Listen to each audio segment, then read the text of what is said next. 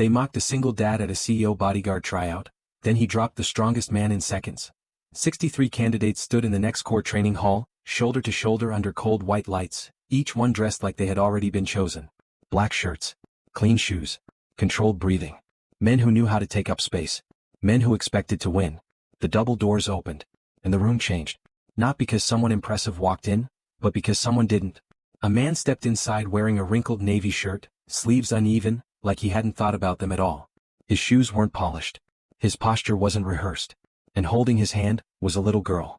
Pink hoodie, loose ponytail, a small stuffed rabbit tucked under her arm. Silence lasted half a second. Then the laughter came. Not loud at first. Just enough to spread. Wrong floor, man. This isn't a daycare. Did he bring his babysitting shift with him? A few guys leaned back in their chairs enjoying it now. One of them, a broad-shouldered fighter with a shaved head, tilted his chin toward the girl. You dropping her off or putting her in the match too? More laughter. The man didn't react. He crouched down instead. Right there at the entrance. Adjusted the girl's sleeve gently, like nothing else in the room existed. Stay by the wall, he said quietly. Don't wander. She nodded, serious. Okay. Juice after? With ice, she said. Yeah, he replied. With ice. He stood up. And that's when someone stepped directly into his path. Tall. Thick arms. Confident in a way that came from winning often. Hey, the man said, smirking. You lost. The newcomer met his eyes. Come. So. No, the smirk widened. You sure? Because this isn't some charity. I know where I am. No aggression. No attitude. Just certainty. That made the smirk fade a little. Not gone. Just adjusted. Before anything else could happen, the digital board at the far end of the room lit up. Match brackets. Names pairing off. A ripple moved through the crowd as everyone stepped closer. Scanning. Calculating. Then someone let out a low whistle. Heads turned. Because one pairing didn't make sense. Ryder Cole versus Marcus Vane. A few people actually laughed again. First round? Someone said. That's brutal. Marcus Vane stepped forward, rolling his shoulders once, slow and confident. 6'3". Built like a problem. 3-time regional combat champion. He didn't rush. Didn't need to. He looked at Ryder like someone might look at a formality. You don't have to do this, Marcus said almost politely. Ryder didn't answer. Didn't look at the crowd. Didn't look at the girl. He just stepped onto the mat. The referee raised a hand. The room leaned in. Phones came out. Because everyone already knew how this ended. The whistle blew. Marcus moved first. Fast. Direct. A clean forward step. Hand reaching, weight shifting. A sequence that had ended dozens of matches. Ryder moved once. Not backward. Not dramatically. Just slightly offline. Marcus's hand closed on empty air. A flicker passed through the room. Confusion, small but real. Marcus adjusted instantly. Came again. Harder this time. Ryder stepped in. Not away. One hand touched Marcus's elbow. The other adjusted his balance. Tiny movements. Almost invisible. Then, Marcus's center shifted. Not forced. Redirected. His own momentum turned against him before he could correct it. And in less than a second, the strongest man in the room hit the mat. Face down. Hard. The sound echoed across the hall. No one laughed. No one moved. A phone slipped from someone's hand and hit the floor. Marcus didn't get up immediately. Not because he couldn't, but because he didn't understand what had just happened. Ryder released him instantly. Stepped back. Looked down once just to confirm. Then turned. Walked off the mat like it was finished. Like it had always been going to finish that way. From the wall, the little girl watched quietly. No surprise. No excitement. Just certainty. She hugged the stuffed rabbit a little tighter. He didn't even try yet, she whispered. At the far end of the hall, behind a glass viewing panel no one had noticed. Someone had been watching every second. And she had already made a decision no one else in the room was ready for. 3 full seconds after Marcus Vane hit the mat, no one in the next core training hall moved. Not the candidates. Not the evaluators. Not even the assistant holding the tablet near the entrance. It wasn't shock. It was recalibration. Like the room itself was trying to adjust to a version of reality it hadn't prepared for. Marcus rolled onto his side first. Not groaning. Not dramatic. Just thinking. What? He muttered under his breath, more to himself than anyone else. He pushed up to one knee, then stood. His eyes went straight to Ryder. No anger. No ego. Just confusion sharpened into focus. You didn't overpower me, Marcus said quietly, stepping closer. You didn't even try. Ryder didn't answer. Marcus studied him for a second longer, then gave a slow, almost reluctant nod. Right, he said, and stepped back. That moment, small, contained, landed heavier than the fall itself. Because everyone in that room understood what Marcus hadn't said. I couldn't stop it. And just as the silence started to crack, a voice from above broke it cleanly. Mr. Cole. Heads turned upward. The glass viewing panel that most had ignored suddenly mattered. A door beside it opened, and she stepped out. Alina Voss, CEO of NextCore. 36. Precise. Unreadable in the way only very powerful people learn to be. She didn't rush. Didn't perform presence. She just had it. The room straightened automatically. Even Marcus took a half step back without thinking. Her gaze didn't move across the crowd. It went directly to Ryder. Come with me. No explanation. No discussion. Just that. A ripple passed through the candidates. Low murmurs. Confusion. Because this didn't happen. Not mid-selection. Not without process. One of the evaluators leaned toward another. Is this? I don't know. Near the front, a man in a dark suit, head of internal security, tightened his jaw slightly. His name was Adrian Cade. And he didn't like things he didn't understand. Ryder didn't react to any of it. He simply walked off the mat. Went straight to the wall. Crouched slightly. You ready? He asked his daughter. She looked up at him. Are we getting juice now? Soon. With ice. He nodded. With ice. She stood. Grabbed his hand. And together they walked toward the CEO. The room watched them go. Not laughing anymore. Not judging. Just trying to place something that didn't fit into any category they knew. Adrian Cade watched them too. But unlike the others, he wasn't confused. He was calculating. No one spoke inside. Not Ryder. Not Alina. Not the assistant standing in the corner pretending not to listen. The elevator climbed smoothly. 12th floor. 18th. 24th. The little girl, Lena, leaned lightly against Ryder's side, holding her stuffed rabbit by the ear. She looked up at Alina. You're the boss, she said. The assistant inhaled slightly. Alina glanced down. Yes. Lena nodded, satisfied. You look like one. Pause. What does that look like? Alina asked. Lena tilted her head. Like you don't have to say it twice. The assistant looked at the floor immediately. Alina didn't respond. But something in her expression shifted, not visibly to most people, but enough. Ryder noticed that shift, and said nothing. The 41st floor was quiet in a way that money creates. Not silence, but controlled sound. Every footstep muted. Every movement intentional. Alina's office occupied the corner. Glass on two sides. City stretching endlessly below. Minimal furniture. Nothing unnecessary. Lena walked in first. Stopped. Looked around. You still don't have plants, she said. Alina blinked once. Still? She asked. You didn't have them in your face either, Lena replied, pointing vaguely upward. Ryder didn't correct her. Didn't apologize. He just stood. Waiting. Alina looked at him for a moment longer than necessary. Then gestured to the chair. Sit. He sat. Lena climbed onto the seat beside him, already pulling out a small notebook and a pack of crayons from her bag like she'd done this before in 100 different places. She started drawing without being asked. That, more than anything else, held Alina's attention for a second. Then, business. I watched your match, Alina said. Ryder nodded once. That wasn't standard training. No, what was it? A solution. Her eyes sharpened slightly. That's not an answer. It's the only one that matters. Silence. Not tense. Just precise. Alina leaned forward slightly. Most candidates try to demonstrate capability, she said. You didn't. No, why? Ryder's gaze didn't move. You don't need demonstration, he said. You need reliability. The assistant near the door shifted her weight. Because that answer wasn't for the room. Was for Alina. And it landed. Alina didn't respond immediately. Because she realized he wasn't trying to impress her. At all. She tapped a pen once on the desk. Your file is incomplete, she said. Yes. You submitted a phone number and nothing else. Yes. That's not how this works. It is if you call it. Another pause. You're very sure of that. I am. Why? Ryder's eyes flicked, not away, but inward for half a second. Then back. Because the person who answers doesn't exaggerate. That answer did something. Not visible, but structural. Alina leaned back, studying him now not as a candidate, but as a variable. Who trained you? She asked. Ryder didn't answer immediately. Lena, beside him, kept drawing quietly. Crayon against paper. Soft, steady sound. Finally, people who expected things to go wrong, Ryder said. And they taught you to fix them? They taught me to see them before they happened. Alina's fingers stilled on the desk.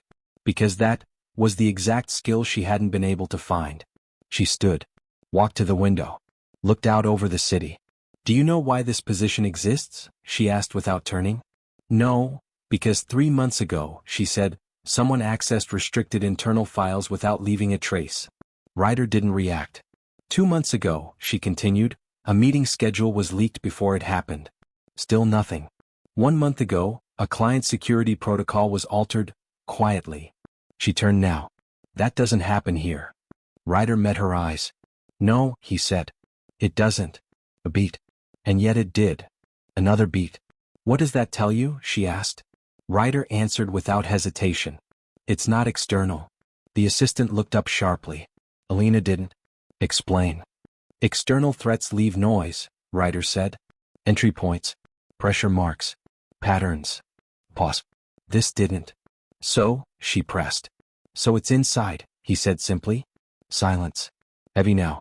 Because saying it out loud made it real. From the doorway, Adrian Cade was listening. And his expression didn't change. Alina walked back to the desk. Sat down. What would you do? She asked. Ryder didn't answer immediately. He glanced once at Lena. She was still drawing. Focused. Unbothered. Then he looked back at Alina. I'd stop looking for the event, he said. And start watching behavior. Be specific.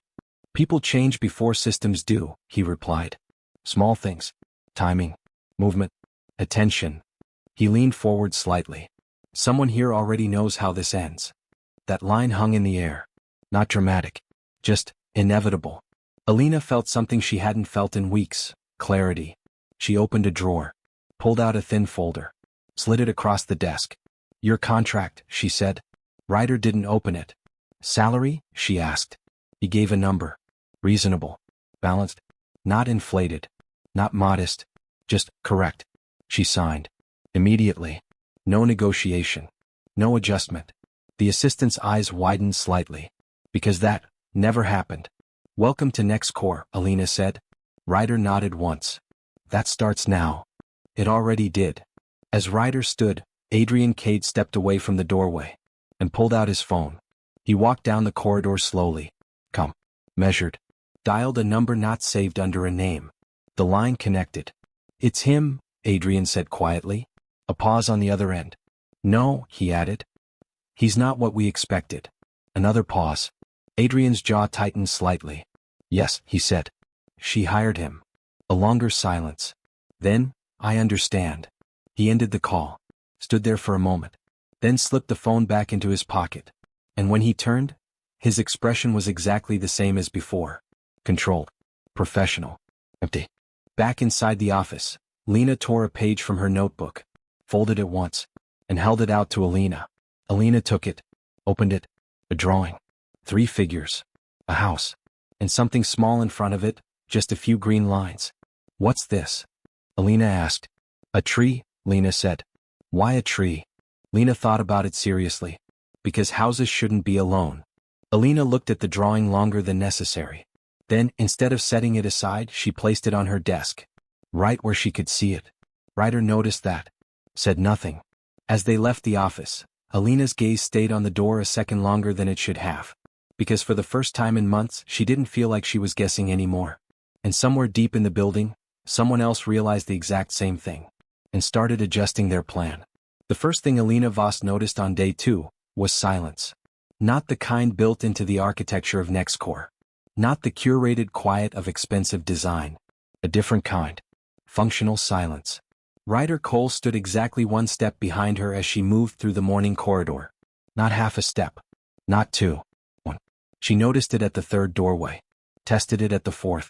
Confirmed it at the 5th. At the 6th, she slowed her pace deliberately, barely noticeable.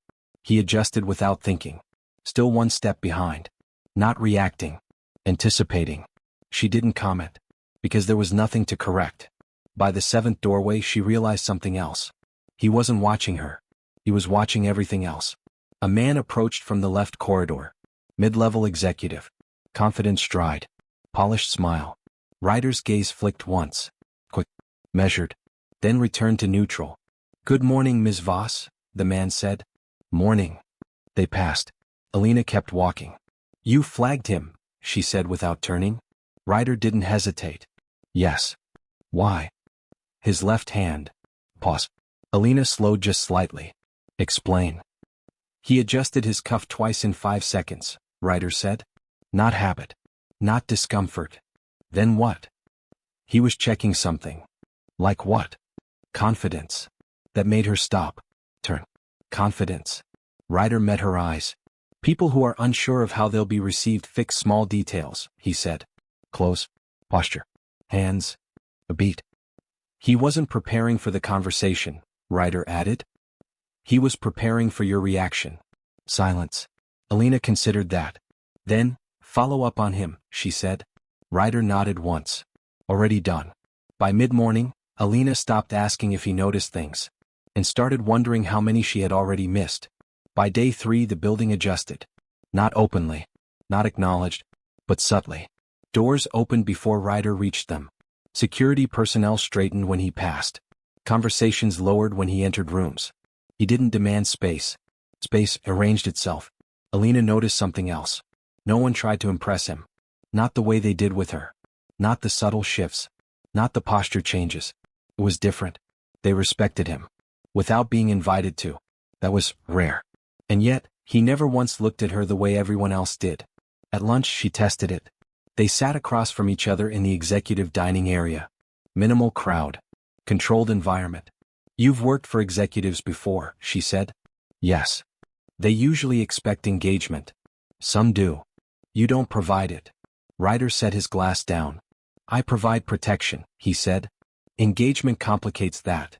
"Because people who want something from you are easier to predict," he said. Pause. "People who don't, aren't." She studied him carefully. "And which are you?" Ryder didn't answer immediately. Then, "I'm predictable," he said. "How?"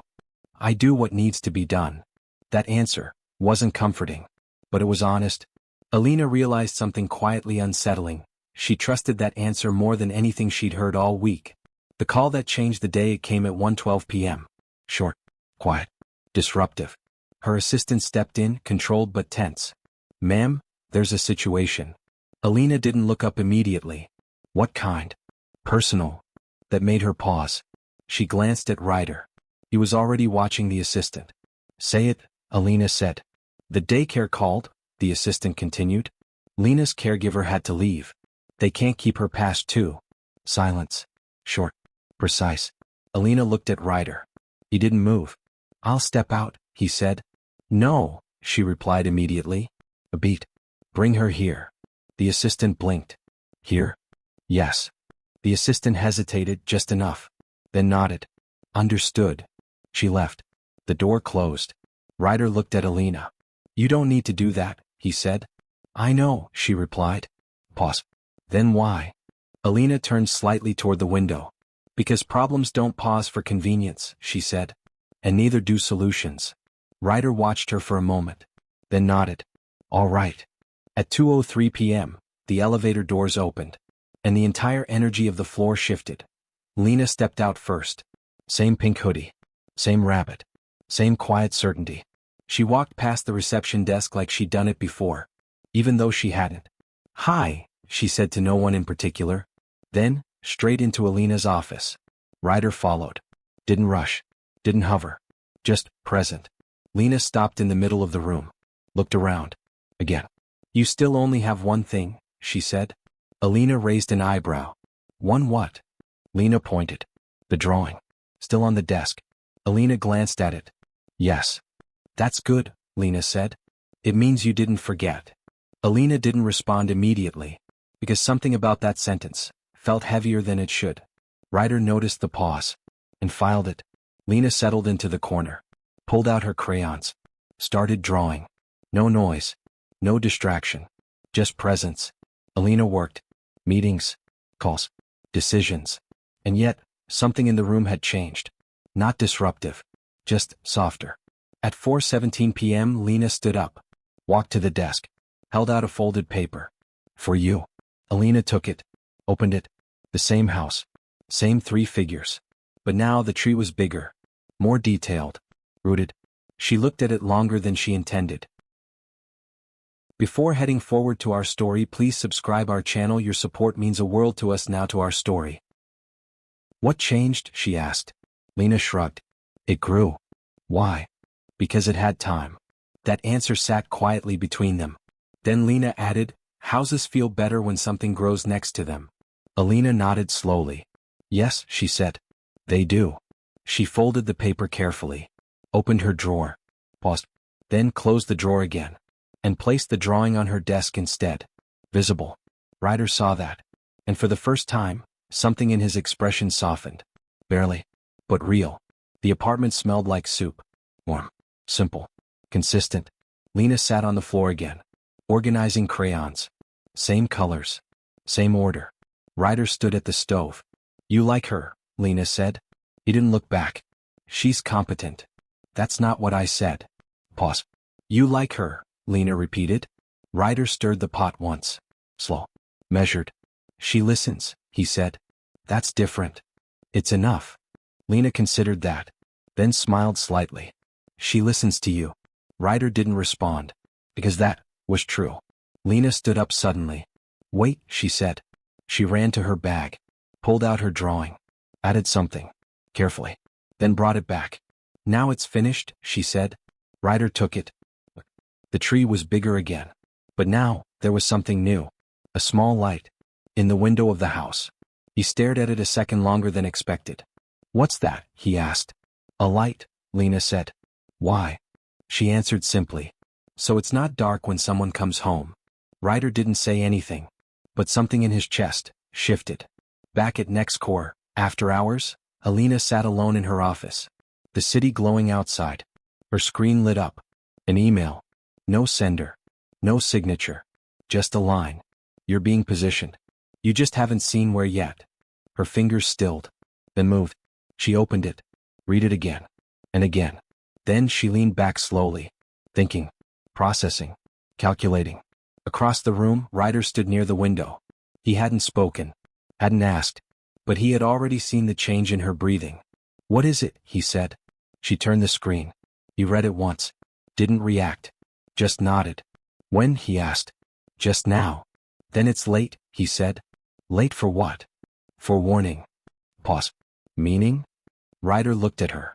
Something's already started. And for the first time, Alina Voss didn't feel like she was ahead of the situation. She felt like she had just stepped into it. The message didn't feel urgent. That was the problem.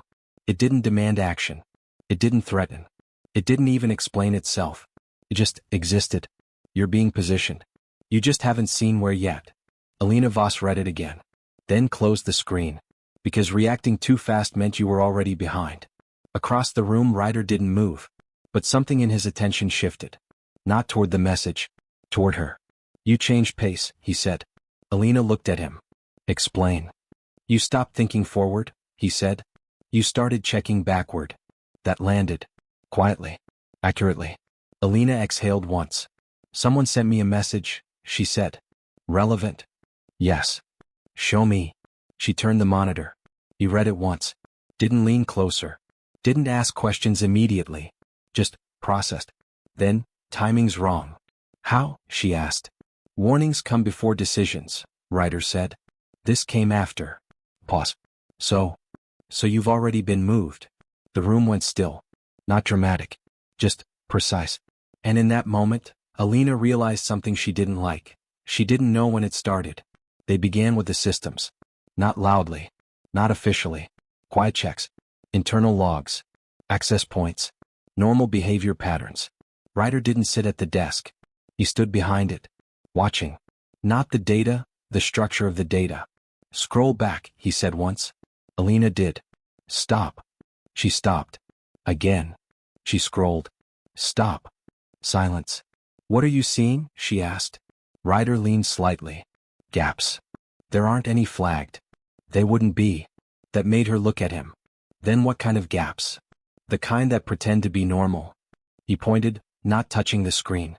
Timestamps, he said. They're consistent. Yes. They shouldn't be. That didn't make sense immediately. Explain. Human systems don't behave perfectly, Ryder said. There's always variation. Delay. Overlap. Pause. This is too clean. Alina stared at the logs, then saw it. Not in the data, but in the absence of inconsistency. Someone adjusted it, she said quietly. Ryder nodded. Yes. But that wasn't the part that mattered. The part that mattered was who had the access to do it. There were 12 names. Senior access only. Internal. Trusted. Each one vetted. Each one essential. Alina read through them slowly. Ryder didn't. He already knew the pattern. Not all of them, he said. What? Only one matters. She looked up. How can you be sure? Because the rest don't need to hide, he said. Pause. The one who does is already compensating. Alina leaned back slightly. Then who? Ryder didn't answer. Not yet. Instead, watch behavior, he said again. People change before systems do. And for the next 48 hours, that's exactly what they did. It didn't happen all at once. It never does. It was small. Barely noticeable.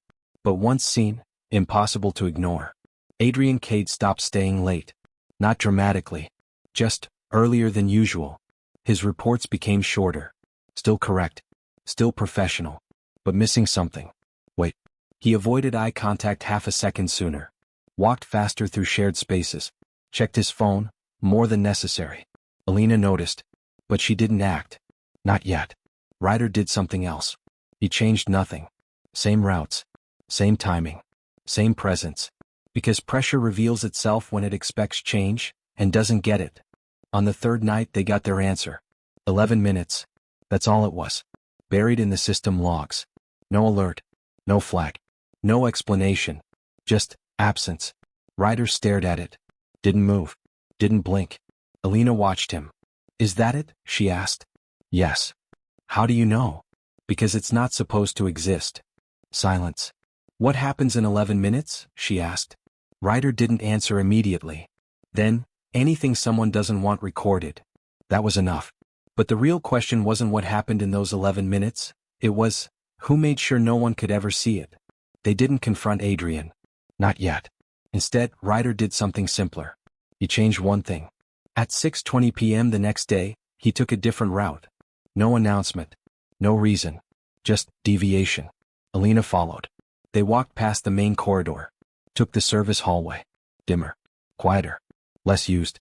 Halfway through, Ryder slowed. Not stopped. Just slowed. There, he said quietly. Alina didn't look immediately. Where? End of the hall. She followed his line of sight. A figure. Partially turned away. Standing near a restricted access door. Not moving. Waiting. Adrian Cade. But he wasn't accessing the door. He was waiting for something else. Ryder didn't approach directly. He adjusted angle. Closed distance without announcing presence. Adrian turned, half a second too late. His expression didn't break. That was the problem. Evening, Adrian said. Come. Controlled. Evening, Alina replied. Silence stretched. Short. Tight. What are you doing here? She asked. Routine check, Adrian said. Ryder stepped slightly forward. Not aggressive. Just present. Which system? He asked. Adrian glanced at him. Just once. Security rotation. Ryder nodded. Show me. Pause. Barely there. Then Adrian reached for his tablet. Opened it. Displayed logs. Cling. Perfect. Too perfect.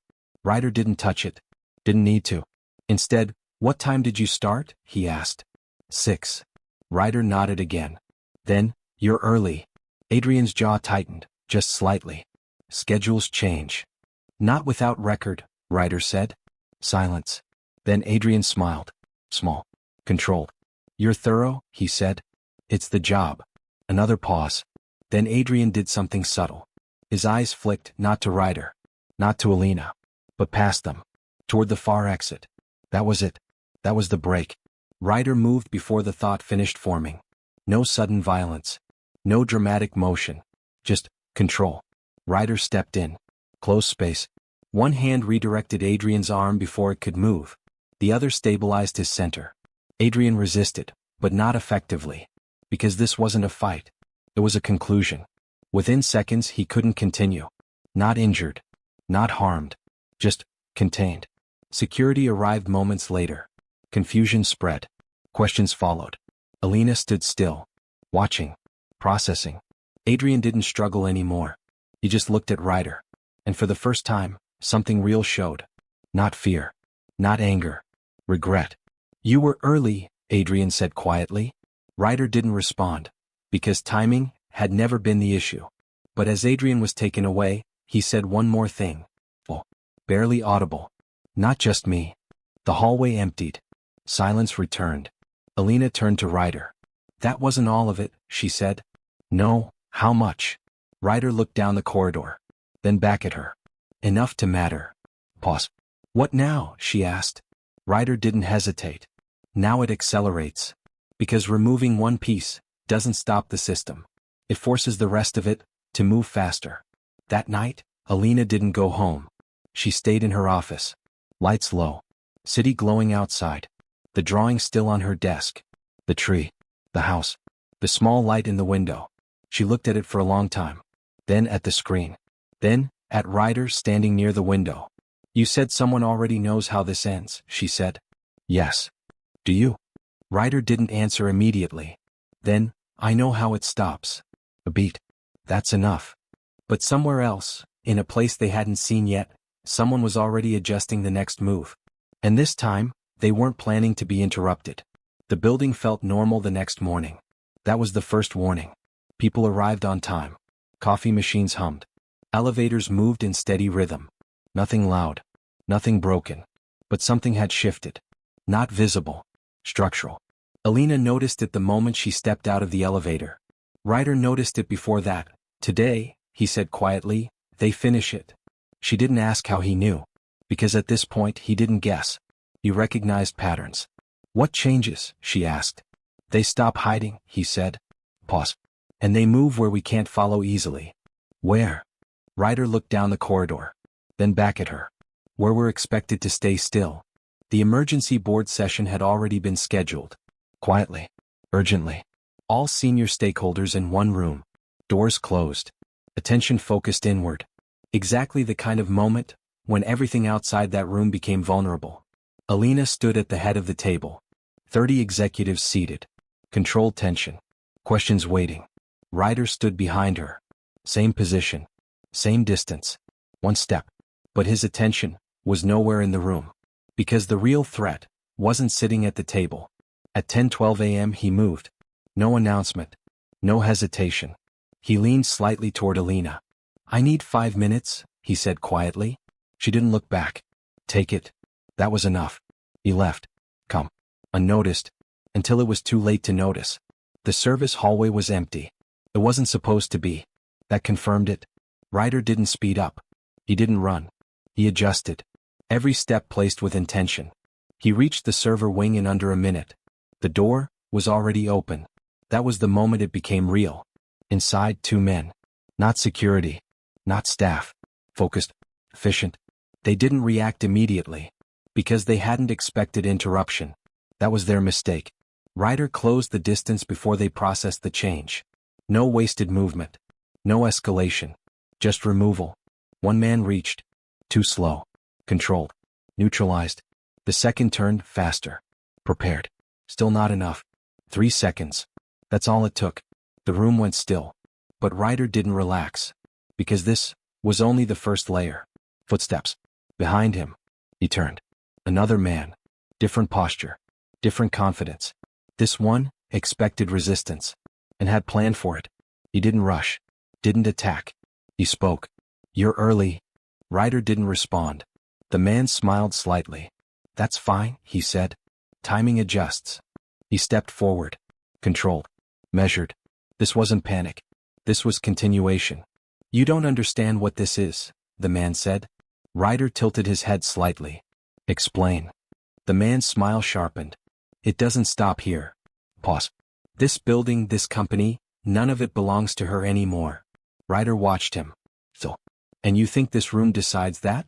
Ryder asked. No, the man said. But it makes it irreversible. Silence. Then he moved. Fast. Trained. Precise. Not reckless. But not enough. Because Ryder didn't react, he anticipated.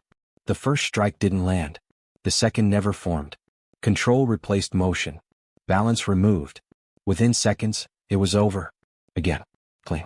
Efficient. Final. But this time the man laughed. Even on the ground.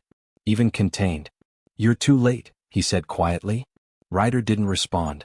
He stepped past him. Straight to the terminal. Screen active. Transfer in progress. Not finished. Not yet. He moved. Fast now. Not in panic, in necessity.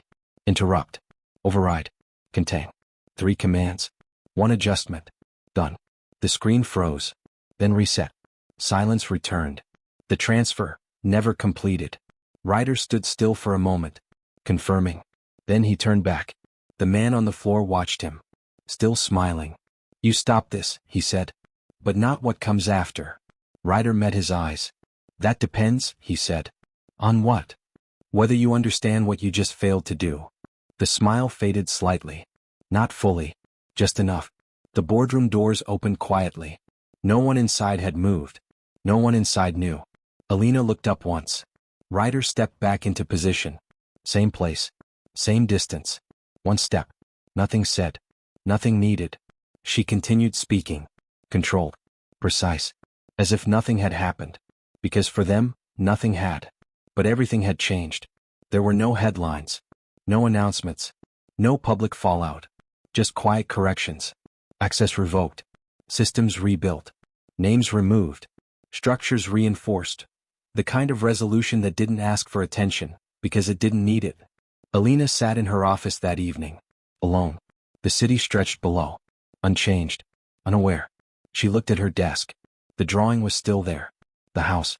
The tree. The light in the window. She stood. Walked to the glass. Then back. Then sat down again. And for the first time in weeks, she didn't feel like she was reacting. A soft knock. The door opened. Lena stepped in. Same quiet confidence. Same small presence that somehow filled the room. You're still here? Lena said. Yes. Good. She walked in. Looked around. Then smiled. You kept it? Alina followed her gaze. The drawing. Yes, she said. I did. Lena nodded. That means it worked. What worked? The tree. Alina tilted her head slightly. The tree. Lena climbed onto the chair beside the desk. Leaning forward. Yeah, she said. It makes things stay. Pause. Stay. Alina asked. Lena nodded. Houses feel empty when nothing grows next to them, she said. But when something does, she shrugged. They don't feel like people are leaving anymore. Silence. Soft. Full. Alina looked at the drawing again. Then at Lena. Then toward the door. Ryder stood there. Watching. Not the room. Not the moment. Just present. For the first time, he wasn't standing there because he had to. Juice? Lena asked suddenly. Ryder nodded. With ice. She smiled. Satisfied. Alina stood. Walked to the small cabinet near the wall. Opened it. Pulled out 2 glasses. Then paused. Reached again. Point 3. She poured. Handed 1 to Lena. 1 to Ryder. Kept 1. They stood there for a moment. No urgency. No pressure. Just stillness. Outside the city kept moving. Inside, something had settled. Not loudly. Not dramatically. Just enough to matter. Alina glanced once more at the drawing. The house. The tree. The light. Then she looked at Ryder. Stay, she said. Not as an order. Not as a contract. Something quieter than that. Ryder held her gaze. Then nodded. I was planning to. Lena leaned against his side. Holding her glass carefully. The room felt different now. Not empty. Not guarded. Just complete. And for the first time, it didn't feel like something they were protecting. It felt like something that had already begun to grow. Thanks for watching. Don't forget to subscribe our channel. Your support means a world to us. We will come back with another story.